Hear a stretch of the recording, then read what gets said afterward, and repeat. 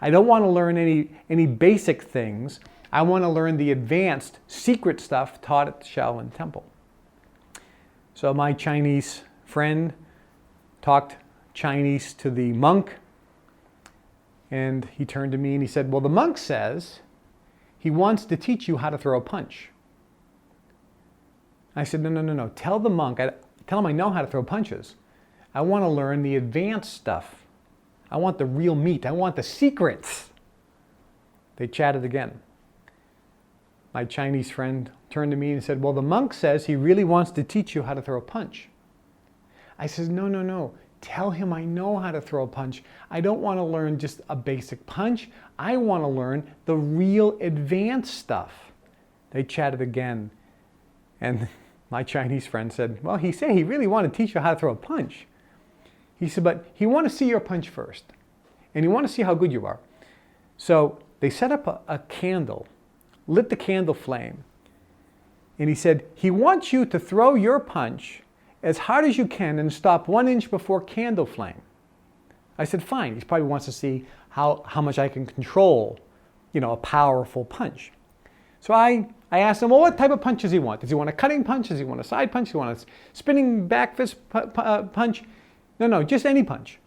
So I throw a Shaolin cutting punch at the candle flame, and I stop exactly 1 inch from the candle flame with perfect control. Quite frankly, I was pretty impressed with my own punch. They talked in Chinese, and my friend said, the monk says he's very impressed with your punch. He said he now wants to show you his punch. So sure, I wanted to see the monk's punch. I mean, it couldn't be any better than mine. So the monk gets up there, looks at the candle flame, looks at me and smiles, and throws this very short punch. And he stops about 1.5 feet from the candle flame. And the candle flame went out. He stopped his hand 1.5 feet with a fist. He stopped at 1.5 feet from the candle flame with this very short punch. And the candle flame went out. My eyes got as big as saucers, and I said, oh my God, tell him I want to learn how to do that. And he said, that's what he's been trying to tell you. He wants to show you how to throw a punch. And the reason why I say this is sometimes we think, I don't want to learn the basics. I want to learn the advanced stuff. And this Shaolin master said to me very simple. He says, if you want to be a master, you have to be a master of the basics. And what I learned, and what you should understand, is that these 4 basic principles, who do you listen to? Teachability index, training balance scale, and the 4 steps are not as simple as you think. Some people think they're just a punch. No. If I really focus in on training balance scale, in 2 days, you'll be amazed of how different you'll be by learning all the in-depth knowledge of this information and just how profound. Just as simple as this Shaolin, who's going to teach me now for the next 6 weeks how to throw a punch. Because the secret of the Shaolin Temple is being able to throw 1 strike. See, he taught me this. He says, if you want to be a master, you must be a master of the basics. And he taught me this other very important principle. And these are principles from the societies, by the way. He said this, and I want you to listen to this because this is brilliant. He said,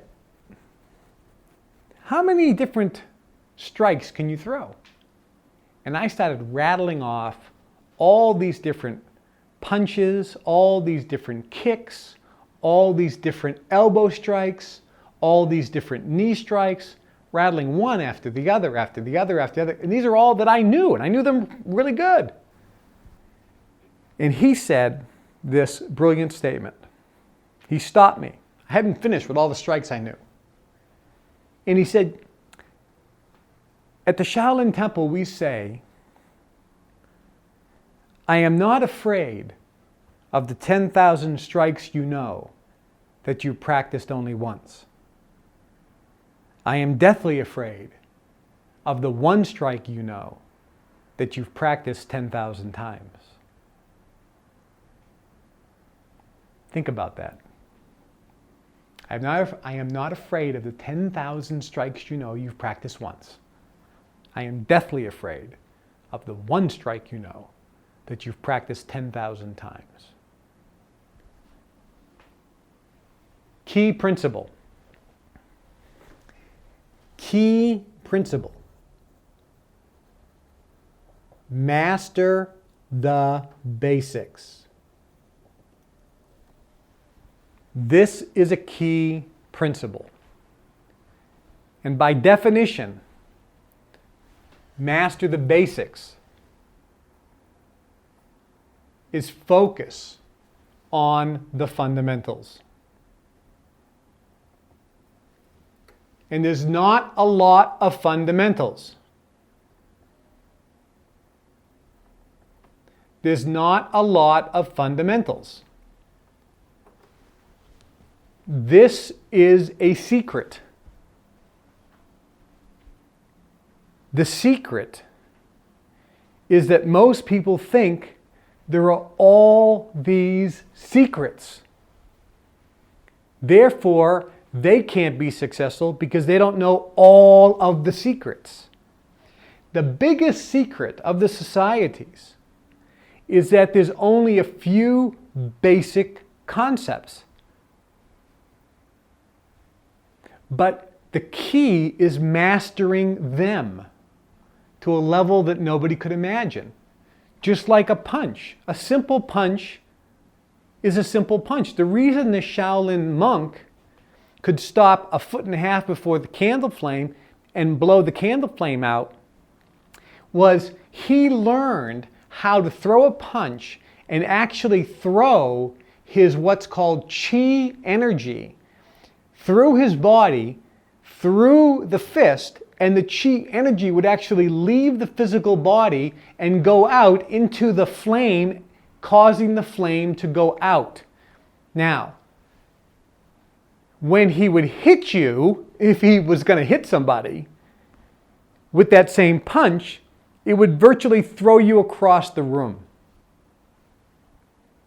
Because he focused on something as simple as a simple punch, but learned how to make it much more than a punch. That's why he said, it's not a punch, it's a punch.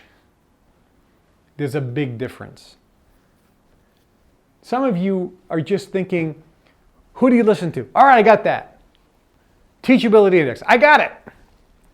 Training balance scale, I know that, understood, next. 4 basic steps, I got it. Now I'll get to the real stuff. Well, first off, if you've got that attitude, guess what? Your teachability index is 0. You haven't got it yet.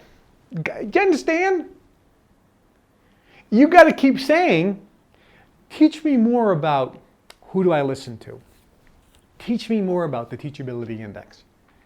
Teach me more about the training balance scale. Teach me more. And someone said,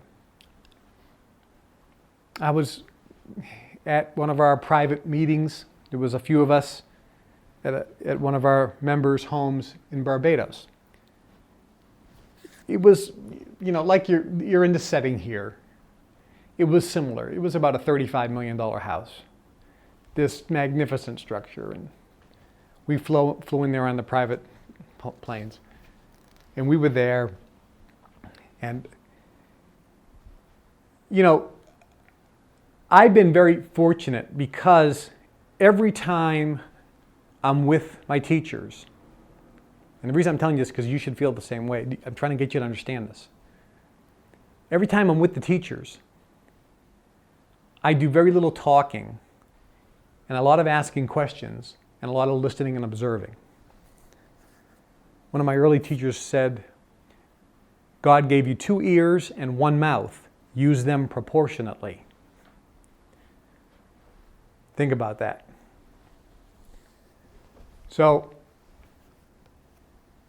we were sitting there chatting about different concepts. And I said, at what point can you stop learning about the basics? At what point can you say, I think I really got the basics? And he said, I thought this was brilliant.